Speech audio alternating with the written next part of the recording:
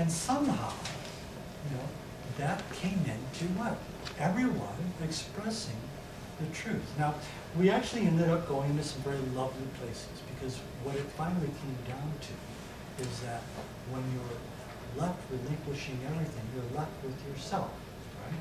And that's that final Yama man, where you're confronted with your fear of the idea of nothingness, that there's nothing there. And in a very real sense, for us, because we're very conceptual, we haven't learned to think abstractly. And very early on in the course, it says, abstraction is a natural state of the mind.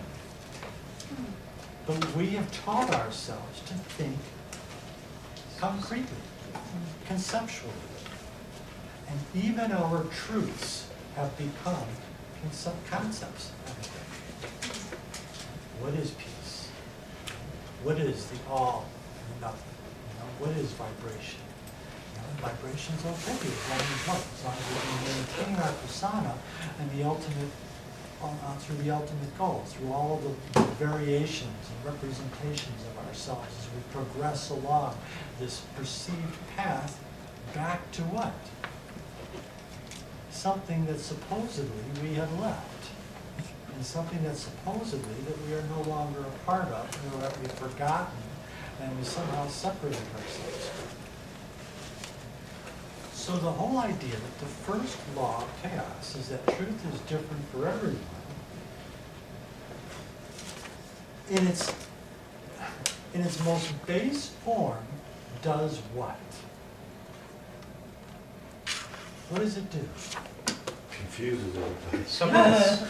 It separates us. It confuses us. It gives us things to think about, doesn't it? And it really says, hey, you can figure this out. It gives you something to do. And it gives us a way to what? Relate to others. But how are we relating to others? We're relating to others coming from a concrete, fixed position on what we believe truth is, taking bits and pieces of everything we hear to try to reformulate a new idea, because truthfully, the one we got isn't working too well, is it? Really? It really isn't. So that's what we do. And we pick and choose, and we formulate an idea that we call truth. And it remains our truth until somehow it either fails us or it's dispelled by what? Another opportunity to reformulate a new truth. So this is the first law of chaos, and we're going to get into it a little bit later. But I thought I would share that because it was so wonderful to be able to see myself in that particular situation where I was not certain about what was going to take place. And so subsequently, what? All my uncertainty was shown to me. It was shown back to me. Which is a lovely thing. So thank you, teachers. You taught me to love this section.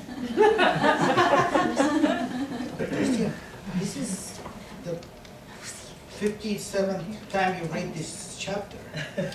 Yeah, it is. I've read it That's amazing that it's happening now. That's right.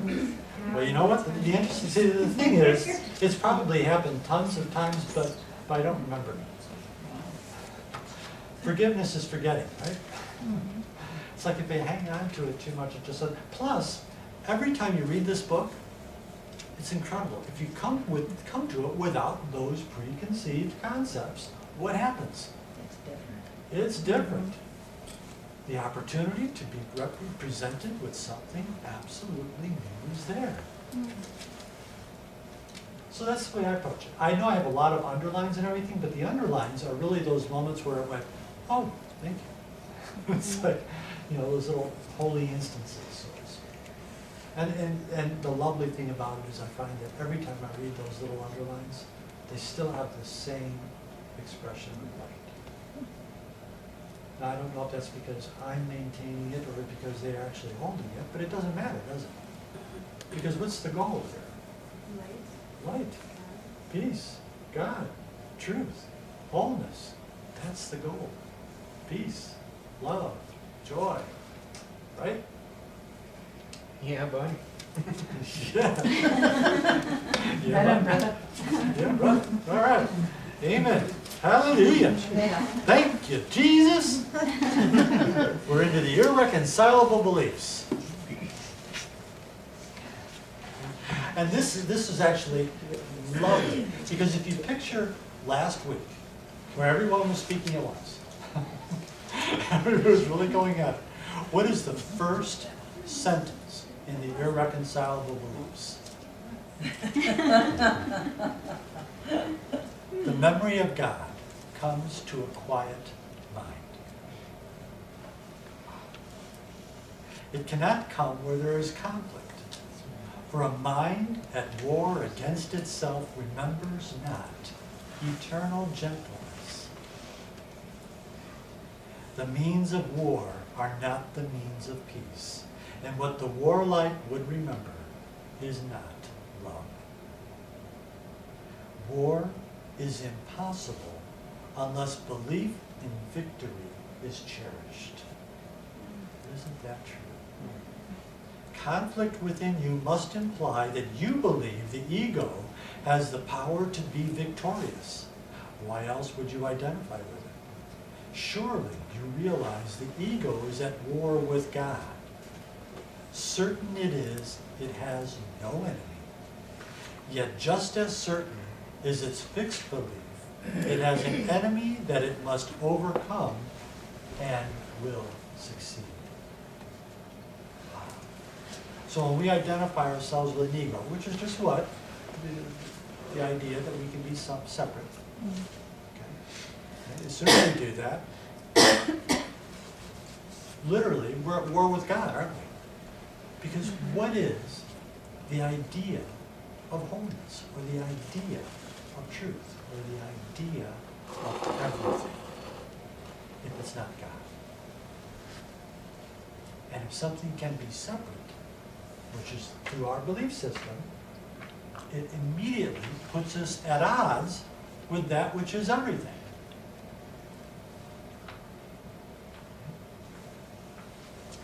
You do not realize a war against yourself would be a war. Do you not realize a war against yourself would be a war on God? Is victory conceivable? And if it were, this is lovely. Is this a victory that you would want? Put that in your resume. Here you have. Here you have all beneficence, all love, all embracing, all encompassing, eternal. And we want to beat them out at the odds. We want to beat them at the gate. Yeah. Amazing. There goes that energy pool again. The ego always marches to defeat because it thinks that triumph over you is possible. And God thinks otherwise. This is no war. Only the mad belief the will of God can be attacked and overthrown. You may identify with this belief, but never will it be more than madness. And fear will reign in madness and will seem to have replaced love there. This is the conflict's purpose. And to those who think that it is possible, the means seem real. So finally, the conflict is to do what? The whole idea that we could actually be something other than perfect, whole, and complete puts us in a state of conflict. And then what does it serve to do? Perpetuate it. Perpetuate it, confuse us, keep us blind to the reality of what we are by our own volition. And extend time. I'm sorry? And extend time. Definitely, it creates time. It makes time, because when do you do this? Always. Always now. You're always doing it now, right? Each moment. So as soon as you do it, what happens? You're creating yourself what? Something that's going to take place in the future, because it's not taking place now. And what is that? your ultimate victory, right? You're not victorious right now, you're at war. So the ultimate victory has to be sometime in the future, which of course the ego always marches to defeat. It's never going to come, but you don't believe that, otherwise we wouldn't do it. And it also creates a past, right? All those things that we use to say this works, that doesn't work, that doesn't work. I tried this, been there, done that. You know, all those things. And that's the past. So right now, we create this what? Huge sequence of events. Half of it gone, and the other half not even come yet. But they're there in our mind. We look forward to them. They give us what? Something to do. They empower us every step of the way. Every little win that the ego seems to have, okay, is what? An empowering effect. Keeps us on the march. Keeps us going. And it's all smokescreen. It's all an impossibility. It's just all this just busyness that we're keeping on. So let's read on. Be certain that it is impossible God and the ego, or yourself and it, will ever meet. God and the ego, or yourself and it, will ever meet. You seem to meet and make your strange alliances on grounds that have no meaning. For your beliefs converge upon the body, the ego's chosen home, which you believe is yours. You meet at a mistake, an error in your self-appraisal. The ego joins with an illusion of yourself you share with it, and yet illusions cannot join. They are the same, and they are nothing. Their joining lies in nothingness. Two are as meaningless as one or as 1,000. The ego joins with nothing, being nothing. The victory it seeks is meaningless as itself. Think about it. If the ego is the idea of the separation, right? Is the idea that you can be separate. How could you join? You'd never be able to join, could you? Is joining possible where there is separation? We can make bargains, right? If we perceive ourselves as separate bodies, we can make bargains and seem to join. But is that joining? Are we really joined? Or are we each maintaining our position and changing and alternating at each and every moment and step of the way, wondering if, hey, that bargain that I made, is that still worthy or not? Is that still complete? Will that still do the job? And then, what are we doing? Where is our mind? Our mind is focused on what? Maintaining that illusion. That bargaining status that we're making with each other along the way. Somehow saying we're all in this together, aren't we? Unity in the diversity. You know, as somehow that has meaning. But it's an oxymoron. How can there be one where there is diversity? And that's the key. How can there be one? Not unity. Because even the idea of unity says what? Separate joining. That's right. The sum of the parts equal the whole. But the sum of the parts don't equal the whole. Each is the whole because there is only one. Wholeness is one. Right, chapter 2, it says, it should especially be noted that God has only one Son. If all his creations are his sons, everyone must be an integral part of the whole sonship. The sonship in its oneness transcends the sum of its parts. And becomes one. And that's literally the real world becoming what? Becoming whole. Because the sonship, finally, is the real world. The sonship is the recognition of perfection in each other with one purpose, one function. and we are one in that one purpose and one function. And is that unity? It seems to be unity, but it's not. Because if we each have the same function, the exact same function, if we each have the exact same wholeness, whole thought, what separates us? What keeps us different from each other? All that is different merely falls away, doesn't it? And the only thing that remains is what? That which we know ourselves to be. One. It's amazing. Let's read on. Brother, the war against yourself is almost over. Is that where I am? Yay. I said yay. Yay! Say it a little louder next time. Yay! The journey's end is at the place of peace. Wow, place of peace. Would you not now accept the peace offered you here? This enemy you fought as an intruder on your peace is here transformed before your sight into the giver of your peace. Your enemy was God himself. It's a tough one, isn't it? To whom all conflict, triumph, and attack of any kind are all unknown.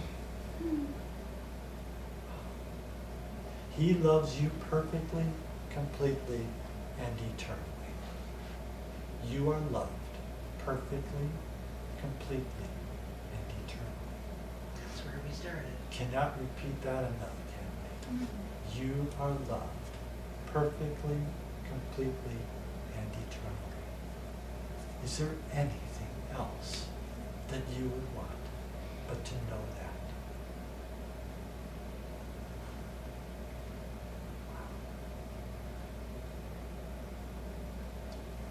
You are loved perfectly, completely, and eternally.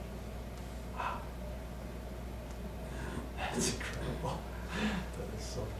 The Son of God at war with his Creator is a condition as ridiculous as nature roaring at the wind in anger, proclaiming it is part of itself no more.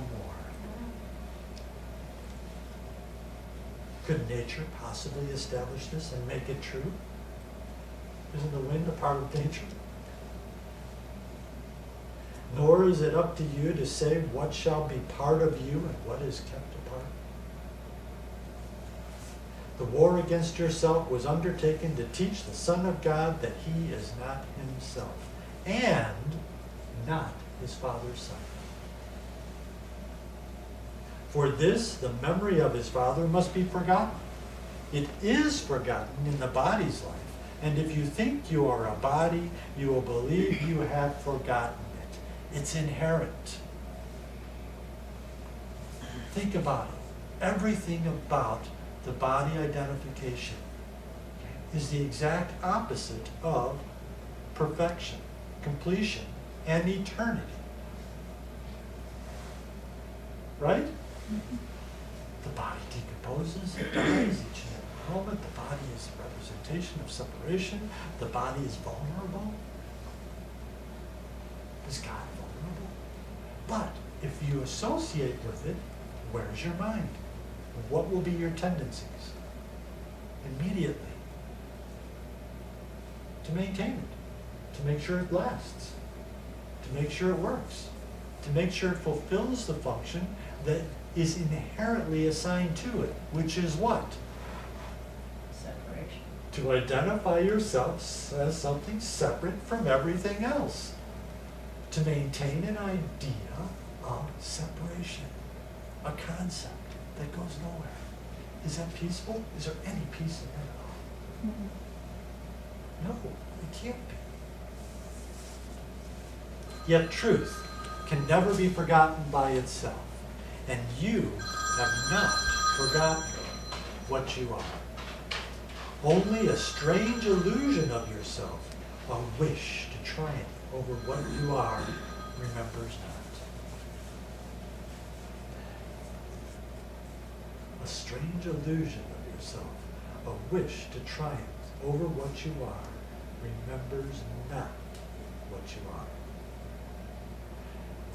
The war against yourself is but the battle of two illusions, struggling to make them different from each other, in the belief the one that conquers will be true. There is no conflict between them and the truth, nor are they different from each other. Both are not true. Neither aspect of you is true. The goal that you put yourself on is not true. The odds that you have stacked against you, they're not true. That there is a you and a you, okay, all bargaining all along the way to try to determine what truth is and what peace is and find peace. It's not true. That's the smokescreen. That's what we're giving ourselves something to do. And so it matters not what form they take. What made them is insane, and they remain part of what made them. Madness holds out no menace to reality and has no influence upon it. Illusions cannot triumph over truth, nor can they threaten it in any way, and the reality that they deny is not a part of them. If it's not in your mind, it doesn't exist, does it? If it's not in your immediate awareness somewhere, it can't exist, can it? That's how devastating, okay, the idea of separation is. That's how devastating the idea of trying to maintain a separate self in a relationship with other separate selves is. Because it erases from your awareness the idea of singularity, the idea of oneness, the idea of light, love, peace. It literally erases it. It's just not there. It doesn't even occur to you until what? Something shakes up your reality.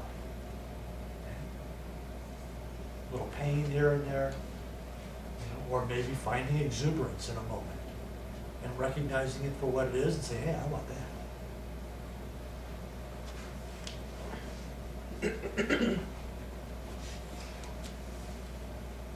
What you remember is part of you. What you remember is part of you. What you remember is a part of you.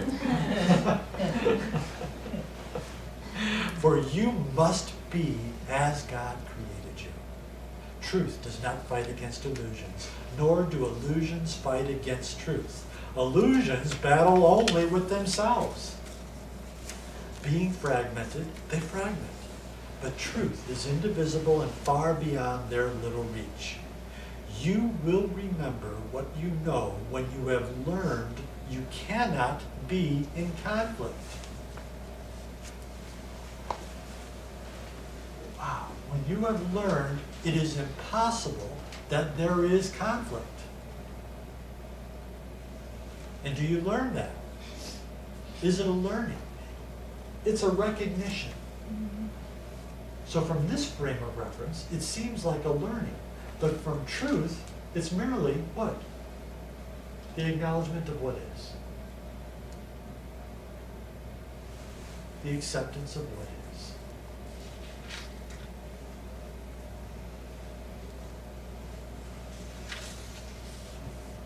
One illusion about yourself can battle with another.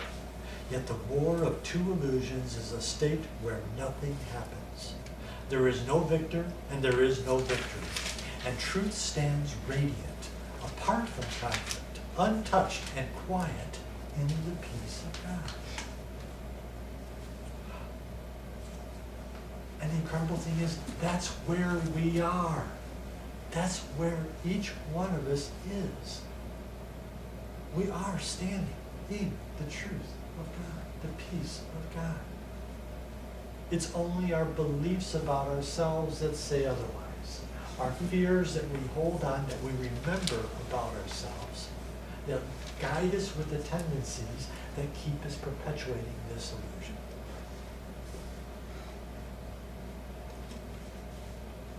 Conflict must be between two forces.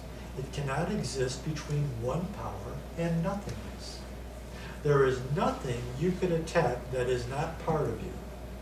By attacking it, you make two illusions of yourself in conflict with each other. It's an amazing thing, isn't it?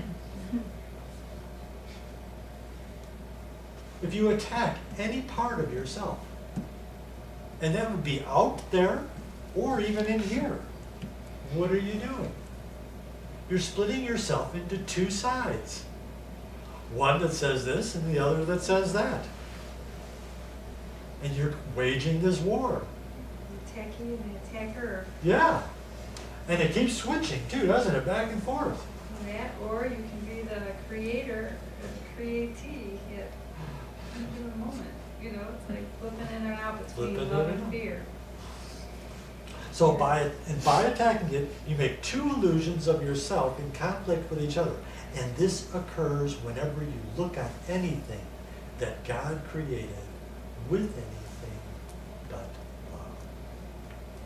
And that's that choice. Creator, created.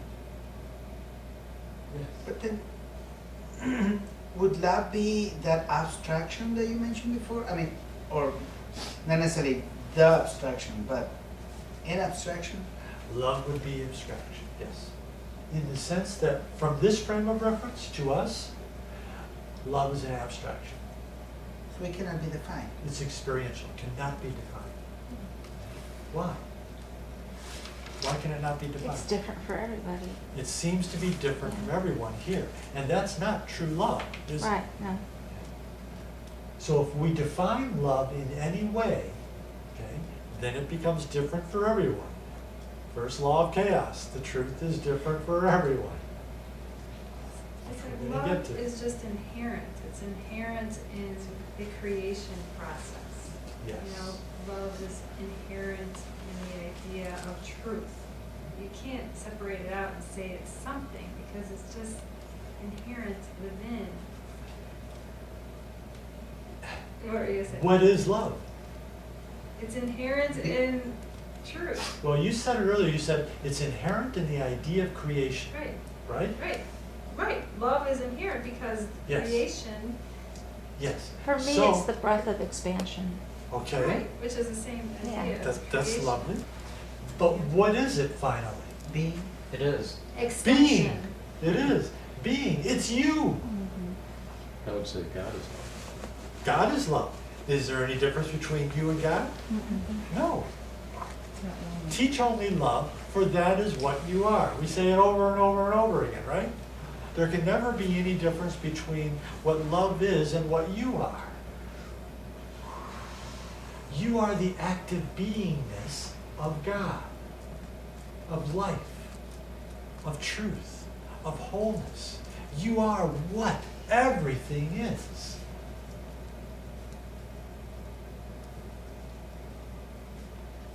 So what happens is that we don't look big enough. Our eyes don't stretch. What happens is we can't see it all. It's not even Go that we bigger, don't go look. We're constantly looking, aren't we? No, but Yeah. optic is not wide enough. We're constantly looking. Even the idea of optic and not being wide enough. If you're gonna look with the idea of what we believe looking is, there's no way that your vision could be wide enough to see everything. And even if you did, you'd be seeing what? Disparate parts, trying to put them together to arrive at some sort of a whole. It'll never work. There'll always be one or two left out, based upon your preferences. And the reason that they're left out, that you have preferences, is because you're not including yourself in with your whole.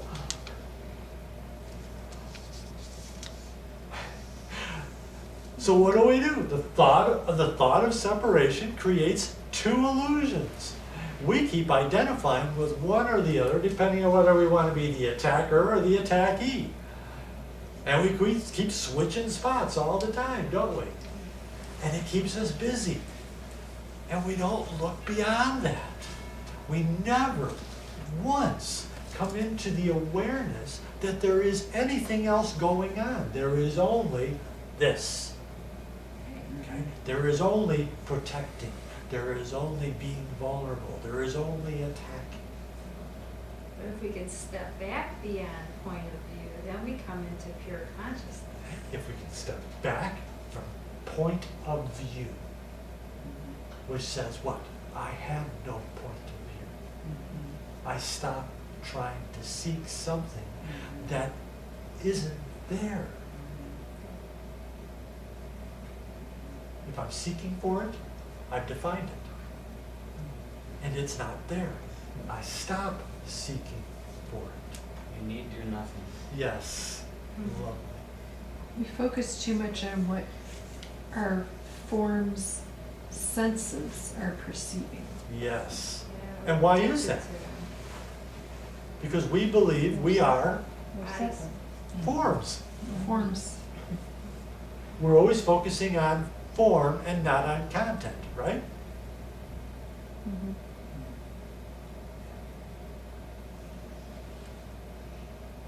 If I can look at any picture of myself throughout my whole life and tell you what I weighed in that picture, what does that say? You got a lot of memories hanging A out. lot of form. There you go. You're carrying a lot of weight around with you. Yeah. The weight of the world. Oh.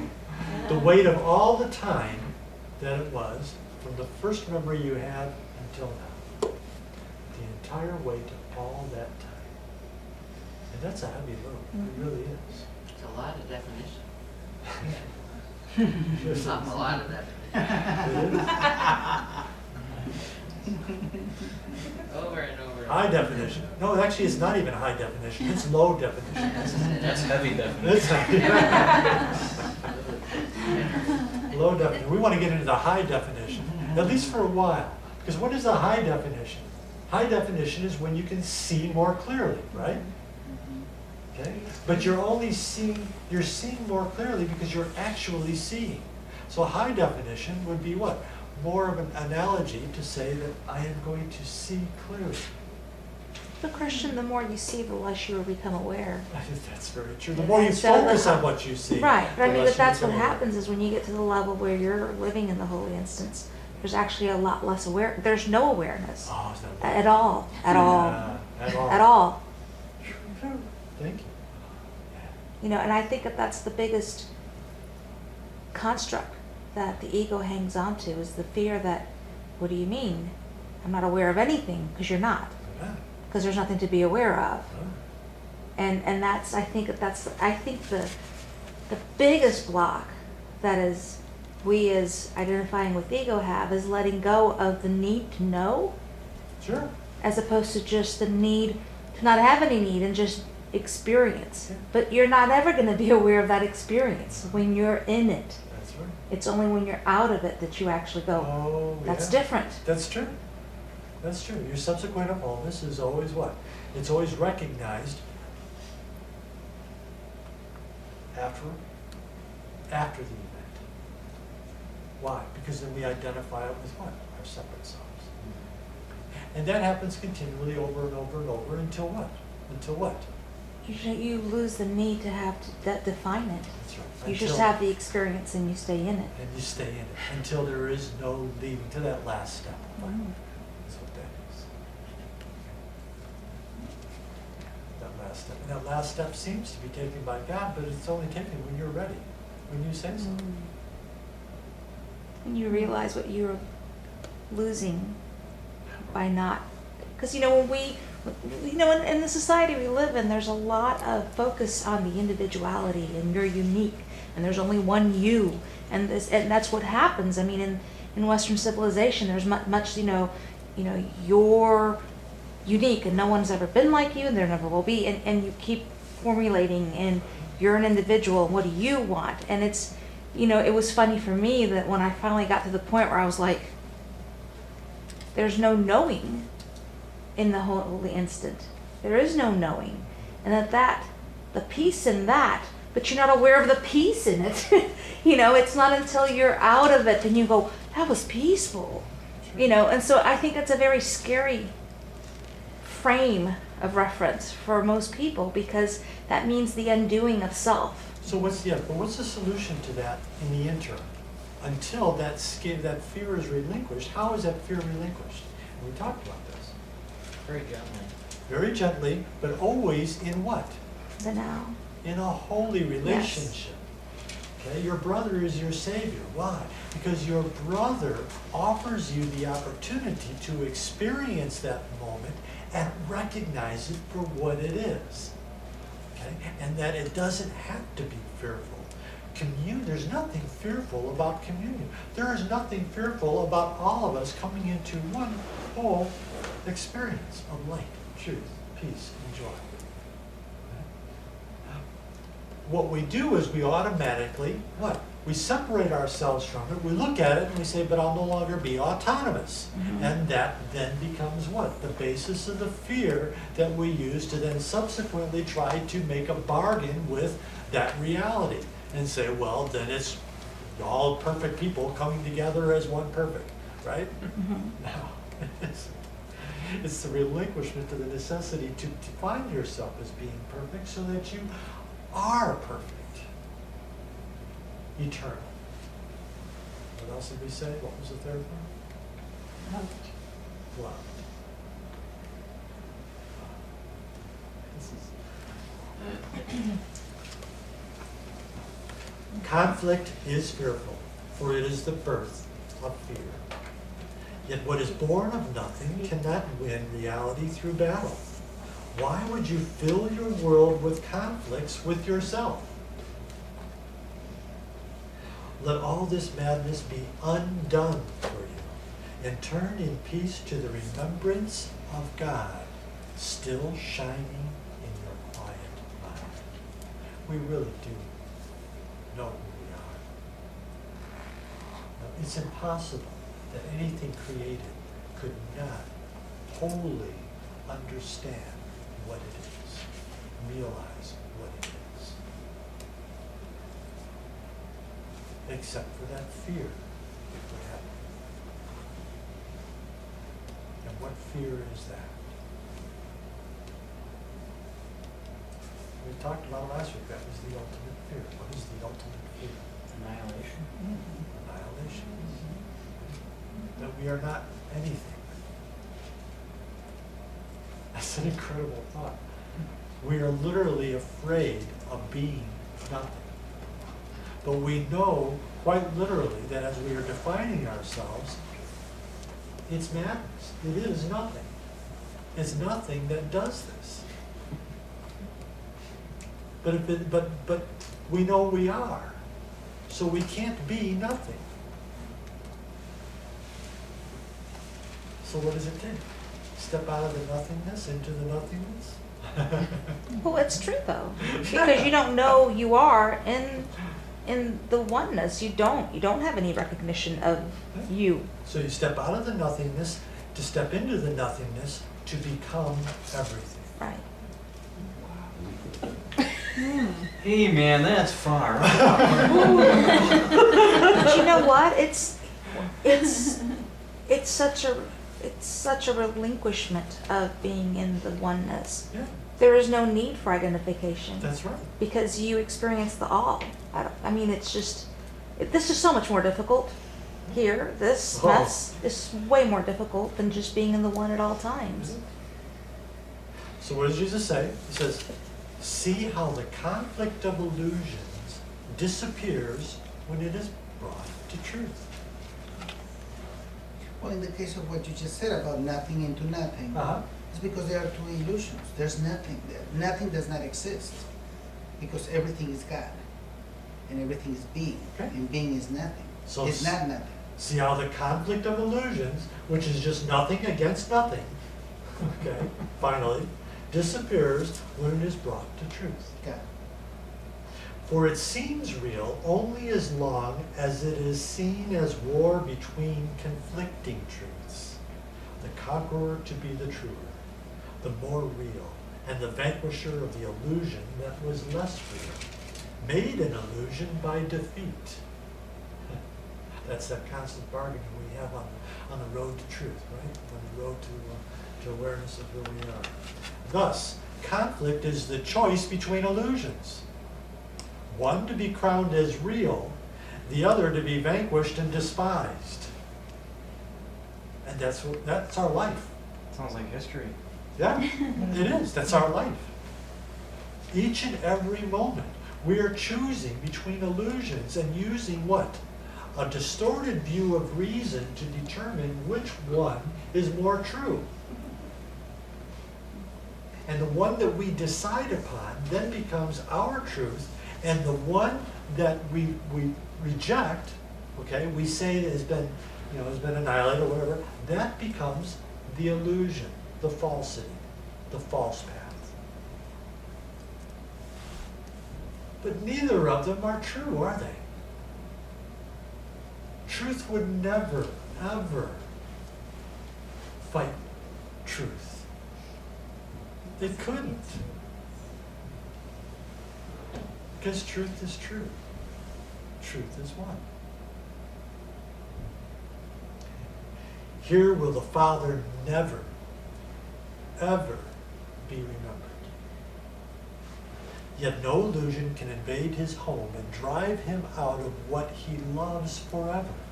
And what he loves must be forever quiet and at peace, because it is his home. What is the love of God? You. What is the home of God? You. What is the home of creation? You. It's where it all happens, isn't it? But Christian, isn't it one without confinement? I'm sorry, what? What? Isn't it, when you say you, doesn't it mean one not being confined by the self? Doesn't mean it's, well, okay. The unlimited. Yeah, the unlimited Because you. the thing I'm struggling with is the relationship between being and awareness. That's because both of those are concepts that you're placing outside of yourself. Do you see that? Even the way you said it. The thing I am having trouble with is what? This and this. Okay. What have you done? You've placed that outside of yourself and that outside of yourself, and you said I'm in conflict over it. And each moment, one moment I'll decide with this one, and I'll check it out and see how it works, and then I'll decide with this one and check it out and see how it works. Actually, no, it's more in reference to what you said before about we become aware after the fact. But I think that is a given sort of awareness, that when we are in the atonement, there's an awareness, there's a sense of self, not a sense of self, there's a sense of being Yes. that Without, we as you lose say, and without that any we fall identification. into the self-awareness, which is a separation. Self-awareness. But is there's a something- degree of consciousness, of awareness, of presence, or something in that realm that we have problems staying in. I would still only maintain that what you're speaking of is from the frame of reference of an autonomous being.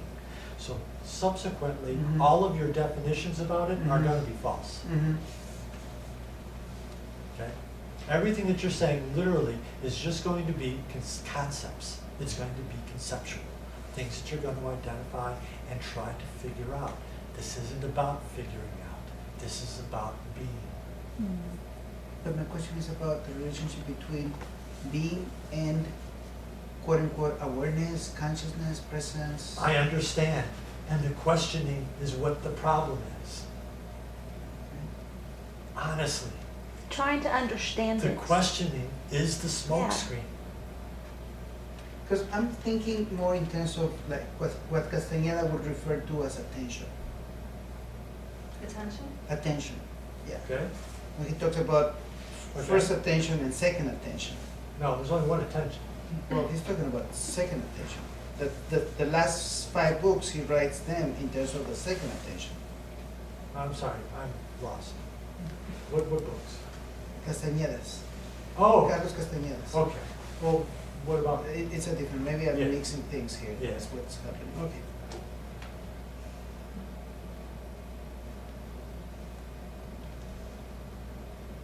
this is about being. It's not about figuring it out. This is about undoing. It's not about figuring it out. It's about the relinquishment of the necessity to define yourself in relationship to anything. And that includes any idea you have about yourself. Because as soon as you define yourself, you can define yourself as the perfect holy Son of God. Okay? What does that get you? Separated from God. Yes. And what?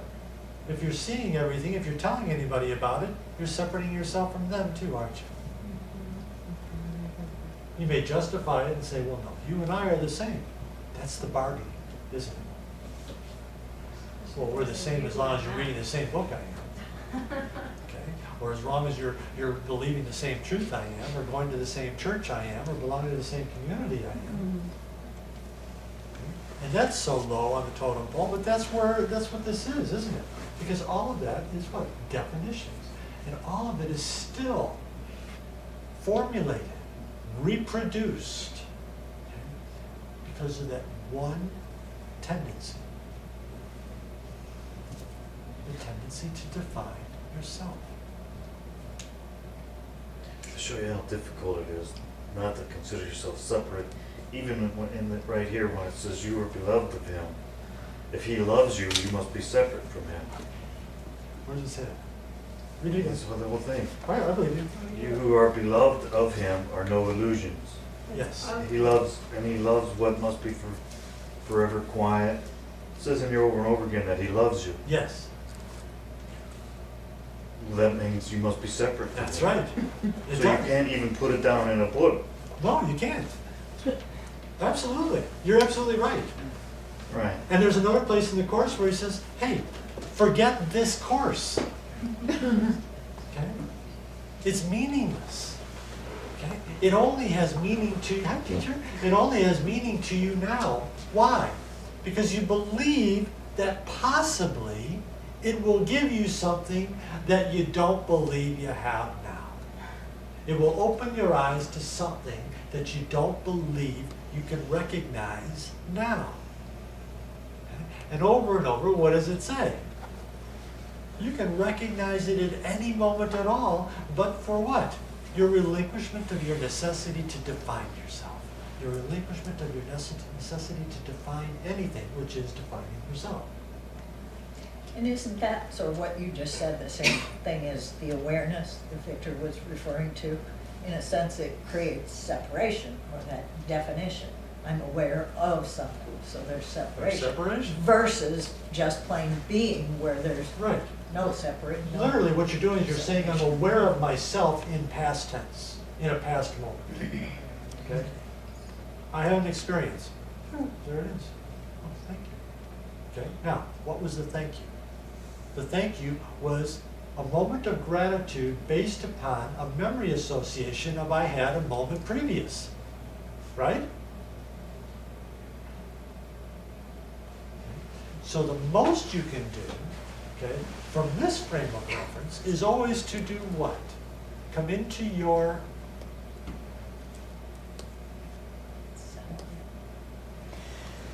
present now. Because each now offers you the opportunity to be.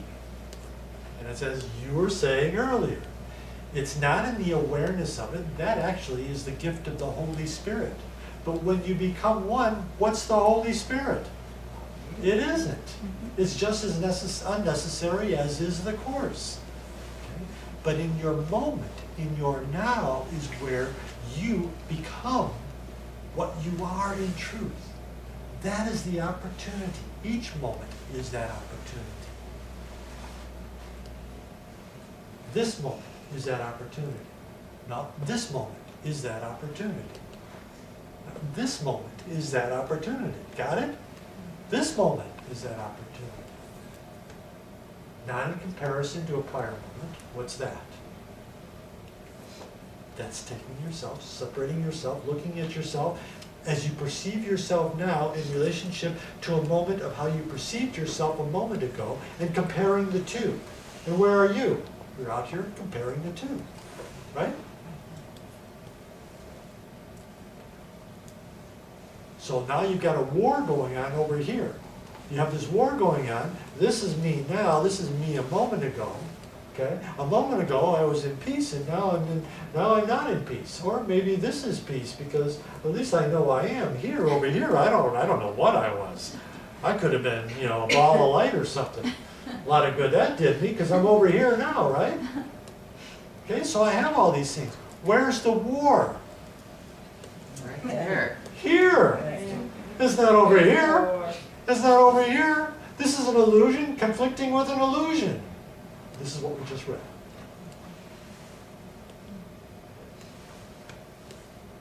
The idea that I'm separate from God says what? There's God. That's what I am. I'm not being me. I'm not standing here going, I'm separate from you.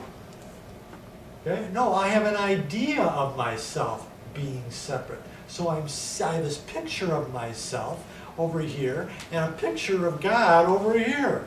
Two concepts. Okay? And one of them is fighting against the other. It's even worse than that. If you picture God and His creation, then where are you? Well, that's the There's three point. Yeah, that's the point. And that's what you read earlier, what you were saying earlier. Okay, it's all nothing, finally. But that's a scary thought. Who said that? That's a scary thought that we're nothing. Right? It is. My thoughts are. Yeah. We nothing. What? What? Well, your whole Who am life, I? Everything. your whole life, your parents have been trying to tell you how special you are and unique you are. Right, and all of a sudden you go to God and He says, ha ha ha, okay, I get that, yeah, what's that? You know, you laugh, you go, what was all that that I was? All that empowerment. Empowerment to what? I'm empowering myself to be something separate from the power it is giving me inherently as the co-creator with the all-powerful Oz? You know, it's like, wow. You gotta laugh. But was it important that you did that? Yes. And do you have absolute gratitude for the people that brought you along your way? You know, the closer you get to the realization or the relinquishment of the necessity to define yourself, the more you become absolutely, eternally grateful for everyone who has ever presented you with any opportunity at all to realize who you are. You realize that that's the opportunity they gave. Now what is that? That's using what? Your brother as your savior. Why? Because gratitude is akin to love, isn't it? Gratitude is what? Akin to love, isn't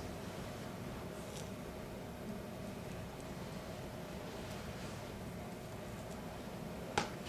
It's amazing. Everything changes. Everything changes.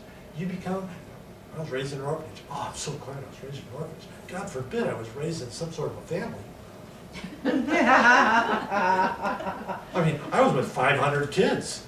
You know, it's like, that's a heck of a lot better than, what, being an only child? Can you imagine the pressure of being an only child? Not only that, I had to go and create other things so I could beat them out and look better. At least in a group of 500 kids, it's easy to look better for some things and not for others. So you always get a little bit of what? Little pat on the back here and there. You didn't eat your meal? Yeah. There was only one nun there. You know? There's 25 kids in the refectory. You know, you slip a little bit under here, she's not going to notice. You're sitting at the table with your mother and your father, they notice when you don't eat your peas. And they make you sit there until you eat them. It's an amazing thing. Or the other way around. You know, it's like, wow, I was so fortunate. You know, I lived in a family, I had a wonderful family. You know, I had they had a very nice social life. I met other kids that were just like me. We ended up going together, going to the same schools together, going to the same colleges together. We formed a lifelong relationship with each other. Was that lovely? It's lovely. It's all of it's lovely. Okay. You become grateful for it because why? It fits into what? Your awakening. Right. But what's the requirement here?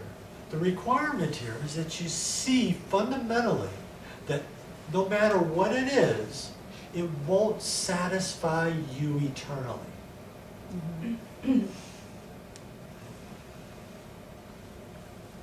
It's amazing how we have to get old before we start doing that.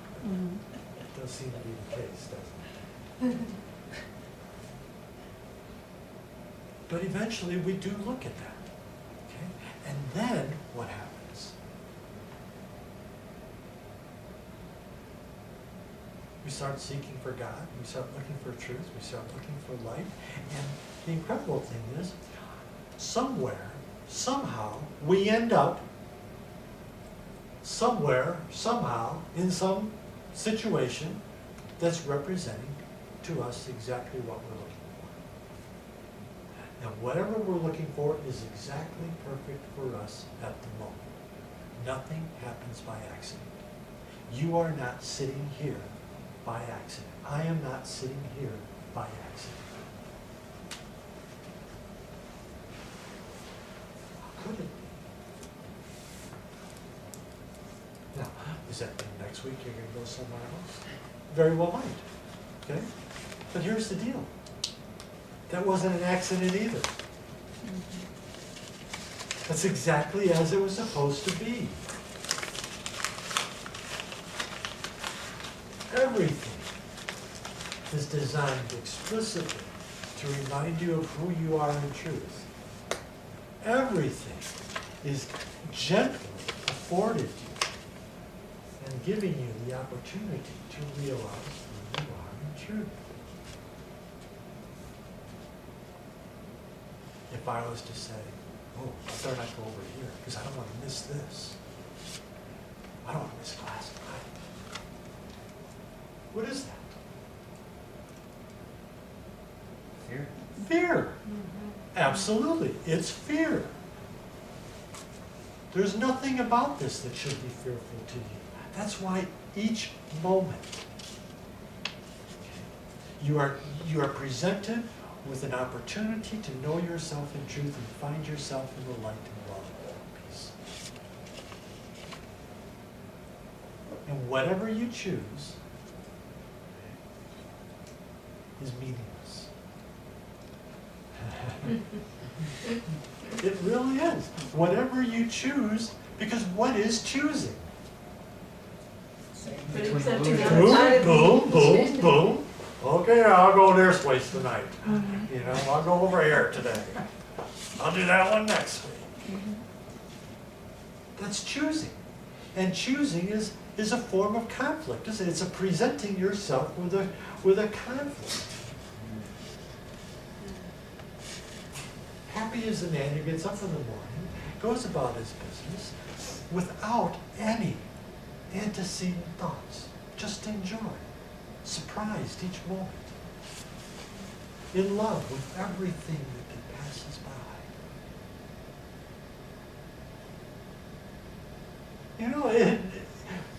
It's like we have a tendency to make this journey so important.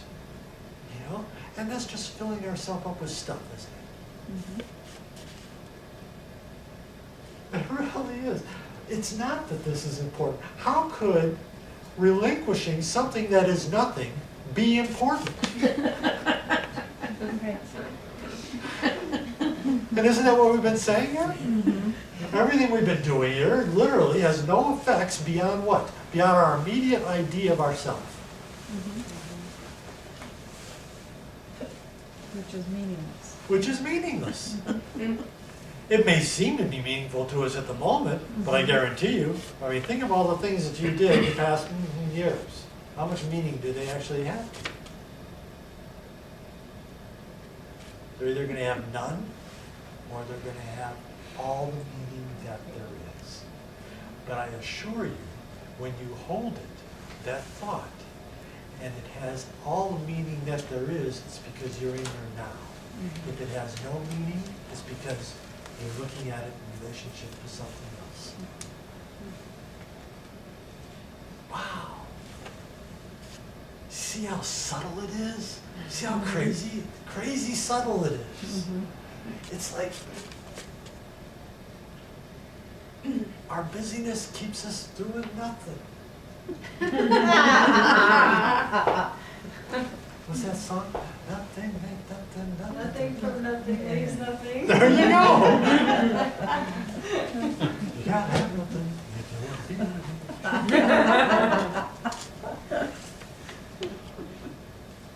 That's just, wow, this is fun. Okay. Where are we? You are beloved. You are what? You who are beloved of him are no illusion. Thank God for that. Being as true and holy as himself. The stillness of your certainty of him and of yourself is home to both of you. There's no mistake that it used stillness. Right, I know, I was thinking of that. It's always stillness and quiet. Yes. And stillness is stillness. There's no vibrations in stillness. There's no discordance. So there's no anything in stillness. It's the field of potentiality. Yeah. Yeah. Stillness of your certainty of him and of yourself is home to both of you, who dwell as one and not apart. Open the door of his most holy home, and let forgiveness sweep away all trace of the belief in sin that keeps God homeless and his Son with him. Do you see that? That reminds me of that sentence, God is incomplete without you. Yes.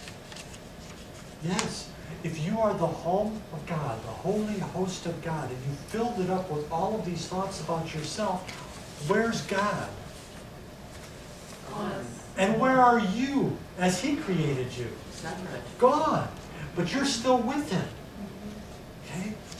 So merely you need to, in your own mind, okay, as you know yourself, forgive all of those thoughts that you have. What is forgiveness? Forgetting. Forgetting. If you haven't forgotten it, you're busy doing something. Okay? So when you forget it, what does that do? It creates a space, doesn't it? It creates stillness. And in that still, be still and know. A little louder. Of course. Be still and know I am God. You are not strangers in the house of God. Welcome your brother to the home where God has set him in serenity and peace and dwells with him. Illusions have no place where love abides, protecting you from everything that is not true. You dwell in peace, as limitless as its creator, and everything is given those who would remember him. There's no question, there's no mistake that you use the word remember here. Over his home, the Holy Spirit watches, sure that its peace can never be disturbed. How can the resting place of God turn on itself and seek to overcome the one who dwells there? And think what happens when the house of God perceives itself divided. The altar disappears. The light grows dim. The temple of the Holy One becomes a house of sin. And nothing is remembered except illusions. That's it. That's all we see. That's all we deal with all the time. Illusions can conflict because their forms are different, and they do battle only to establish which form is true. We're always choosing between what? One illusion or the other. That's what you reap with choice. Where there is choice, there is alternatives. There is something to choose. And where there's alternatives, there's separation. Illusion meets illusion. Truth itself. Much shorter and sweeter. Yeah. The meeting of illusions leads to war. Peace, looking at itself, extends itself. War is the condition in which fear is born and grows and seeks to dominate. Peace is the state where love abides and seeks to share itself. Conflict and peace are opposites. Where one abides, the other cannot be.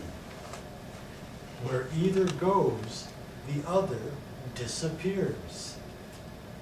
So is the memory of God obscured in minds that have become illusion's battleground. Yet far beyond this senseless war it shines, ready to be remembered when you side with peace. Isn't that a lovely thing? See, I told you, this chapter became my favorite. Your favorite right now. Yes. Right now. Right this way. Right this moment. Right this moment. The laws of chaos is a very long thing, and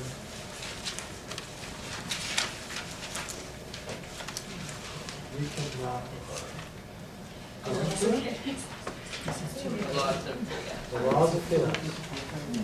We can go into it, but you know what might be nice instead? You know, everybody has talents. Everybody here has talents. They offer all the time.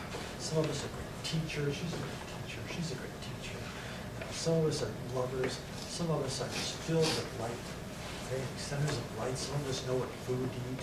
Some of us know science. Some of us are educators. And some of us are musicians. And some of us just, all of us, have something to share, to total peace and light of God. So tonight, Diamond over here has set up a wonderful little scenario where he's going to guide us in a meditation. And it's a crystal bowl meditation.